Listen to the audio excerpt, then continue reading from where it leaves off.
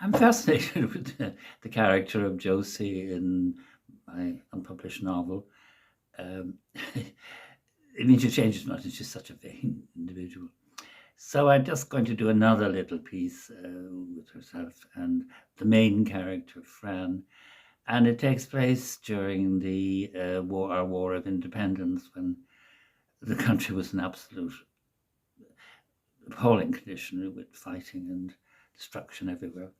And scene takes place in a train as Fran and Josie are going down from Dublin to Clare to attend a funeral. So we start.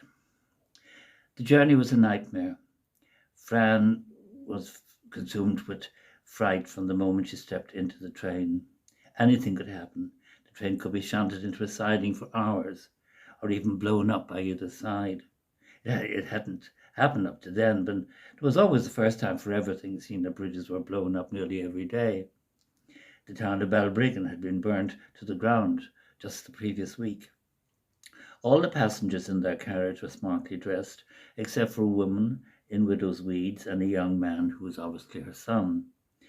The countryside glided by unnoticed by the nervous occupants. It was clammy inside the carriage. They had to keep the window closed to prevent the smoke and particles of soot streaking down from the engine in the still humid air. Josie reached out and took their lunch basket down from the overhead net, but Fran shook her head. She wasn't hungry. No, it was Josie, actually, or the children. So it was offered to the widow and her son, who ate it hungrily. As the hours passed and the tension in the carriage eased, sorry, can I just go back? As the hours passed, the tension in the carriage eased, with allowing the desultory conversation. Fran settled back too and allowed herself to doze to the rhythmic clatter of the wheels. Suddenly, another page, the screeching of brakes caused everyone to sit upright in their seats. The train had stopped abruptly in the middle of nowhere. Startled, the passengers looked from one to the other, just asking for an explanation, until one of them let the compartment carriage down and peered out to see what was happening. God Almighty save us, the passengers cried after looking back up the track. It's the Tans. They're boarding the train. Those are the black Tans which were sent over to keep us peaceful. Pushing her aside, that's just a note, by the way. Pushing her aside, the widow woman stuck her head out of the window.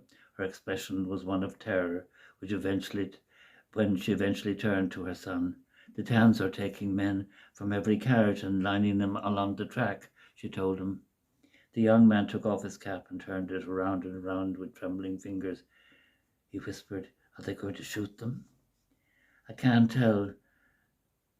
I hear tell there was some sort of ambush outside Maribor last night," someone said. The word retaliation was on everyone's lips, but it wasn't spoken. Instead, they stared at the young man. Josie gripped Fran's hand at the sound of steel-capped footsteps marching down outside in the corridor. There followed the sound of compartment doors being roughly slid open. The long carriage reverberated to the din of angry shouting. Joseph was seized with a fit of trembling when the Tans reached the compartment next to theirs. Her grip on Fran's hand tightened as the barking of orders reached a higher peak. A woman screamed. A man beseeched the Tans not to shoot him. The occupants of Fran's carriage were plunged into petrified silence. The young man clasped his hand to his breast, his body trembling uncontrollably. The widow woman pressed the knuckles of a hand into her mouth to stop herself from screaming before taking out her beads, and head bent down, she hurriedly recited the rosary. Fran loosened Josie's grip and folded her arms around her children. Josie, devoid of comfort, retreated, curled up in the corner seat of the carriage. The sight of a young man trembling made her tremble too. She squeezed her eyes shut as if to escape the reality of what was happening. This was nothing more than a nightmare. She was dreaming, she told herself. Everything would be back to normal when she opened her eyes again. But it wasn't a dream. Josie pushed her back deeper into the corner seat of the carriage for protection. An audible gasp was heard when the door to their carriage was wrenched open. A trim-moustached officer stood in front of two corporals, their face a picture of outright hatred. One had an ugly scar running down his unshaven cheek.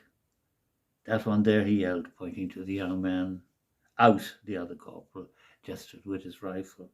"No." The authoritative voice caused the passengers to look up and stare. Josie was standing defiantly between the young man and the tan officer. "Stand aside," the officer stepped forward, but Josie stood her ground. "Let him be." Joseph's commanding tone caused the officer to step backwards, knocking against one of the corporals. "This is my son," she declared. "How dare you? Is this how you treat an ex-soldier who fought in the trenches?" The tans looked at each other nonplussed. The oppressive silence continued for a moment until the officer bowed his head to Josie, gesturing to the corporals, and left. Once the carriage door was closed and the tans were out of sight, the widow woman knelt down and lifted Josie's hand and kissed it. "God bless you," she sobbed. All the faces of those in the carriage were expressionless as the train chugged forward to the sound of the shot being fired. "Don't breathe a word of this to anyone," Josie said, turning to Fen and the children. "Not ever."